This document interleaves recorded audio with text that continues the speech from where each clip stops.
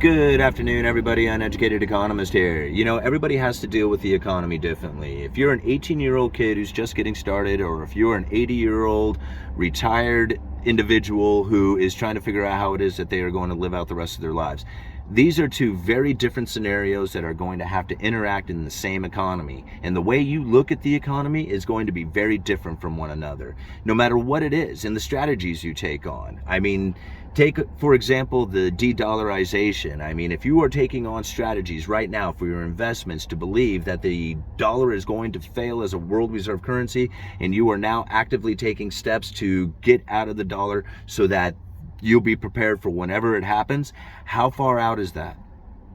I mean, are you going to be sitting in that position, missing out on opportunity from now on, waiting for that to happen because it doesn't look like it's taken place? Now, it talks a lot about it. There's a lot of talk. But as far as the evidence of anything coming even remotely close to replacing the dollar, it doesn't exist. It's just not there. When we talk about some of the things that are happening with the dollar going to inflation, right? Losing purchasing power to inflation. And you look out and see oil at 50% of its all-time high. You see silver less than 50% of its all-time high. You see lumber at 25% of its all-time high. And I asked, it was just like, so where did all the inflation go? Yeah, it's in all the products out there that you're purchasing because of the high input costs that went into them, because of the supply chain shortages that had taken place. Yeah, that explains a lot of why the retail prices right now are still high. And when you have a continuation of diminishing demand, the input going into manufacturing is slowing down, and you can see that coming out of China right now. I mean, these are the things that I look at and I consider. But if you are 18 years old getting out of the dollar because you're worried about de-dollarization, are you going to be missing out on opportunity going into the future? I mean, you might be sitting in gold 100% of the time. It might not be a bad position. It's a great insurance policy. Gold has never gone to zero. There's zero chance of default on gold. But how many times are you going to get paid dividends from gold? How much rent does gold pay you? I mean, these are the things you have to think about.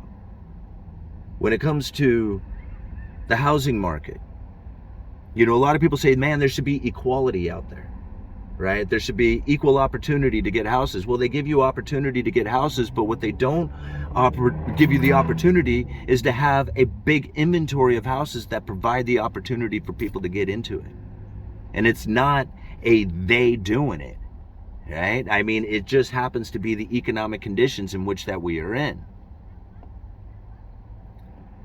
You know, that's the thing you have to think about. There's only so many houses that are out there. And even if you give the capabilities of getting a loan to people who typically would not be able to get those loans, that does not provide more houses. What it does is it takes away the available houses for hardworking people who are not taking advantage of those systems, who do have good credit, who are barely making it. It's taking the advantage away from those hardworking people. That's what it's doing every time government interventions with this.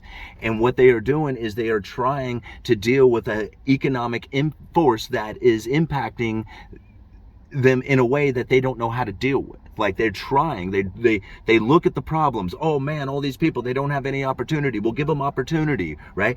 But what they are doing is they are attacking a symptom. The problem is that the inequality is going to continue to grow. And you can tell that by the housing, land prices, rent prices. When those things go to incredibly highs, it's showing an abundance of money. And that's what we're experiencing right now. And you're going to find the inequality continue to grow, no matter what they do about it. It's just the way the system is now set when you have a fiat-based, debt-based currency. You know? It's ever expanding because there is no way to pay off the debt. And so when you have an ever increasing expanding currency, you have to figure out ways to do that.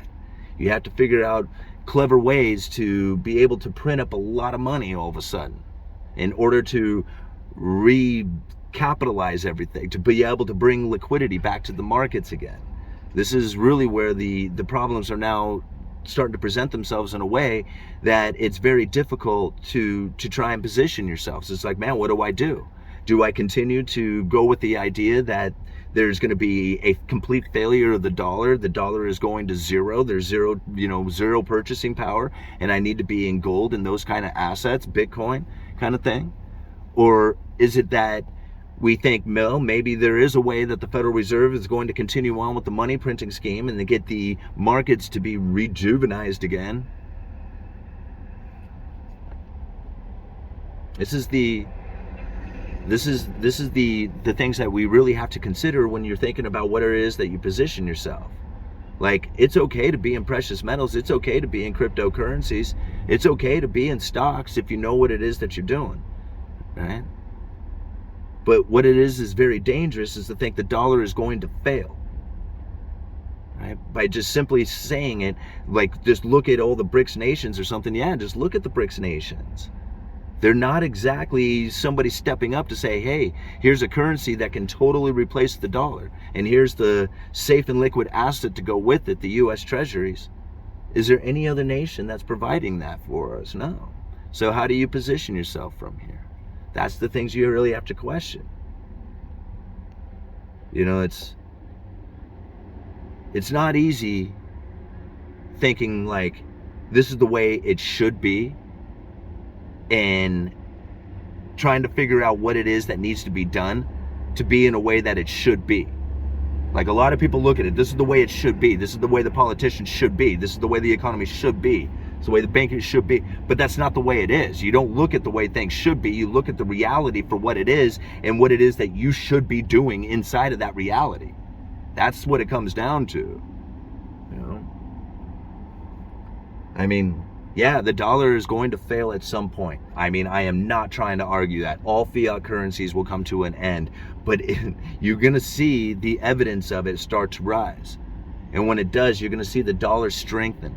And that's where people are going to get very confused. Everything is counterintuitive when it comes to the economics. Almost everything is. Even this whole idea of helping out, like, the less fortunate, the ones with bad credit who don't have the down payment to be able to get them into a house is actually counterintuitive to being able to provide homes for people. Because what it's going to do is it's going to drive the prices up even more, as the people who can't or who can barely afford it are going to have to pay a higher price in order to acquire a home, because there's going to be less of them available, as people with lower incomes and less credit are getting government subsidized mortgages of some sort. These are the things that that we're experiencing right now. Lumber's a good indicator. Watch lumber prices. If you haven't, you go to barcharts.com. They don't show lumber futures on CNBC like they used to. So go to bar charts. I'll leave a link down in the description. Follow lumber. It's a great indicator of how much industrial demand is taking place out there.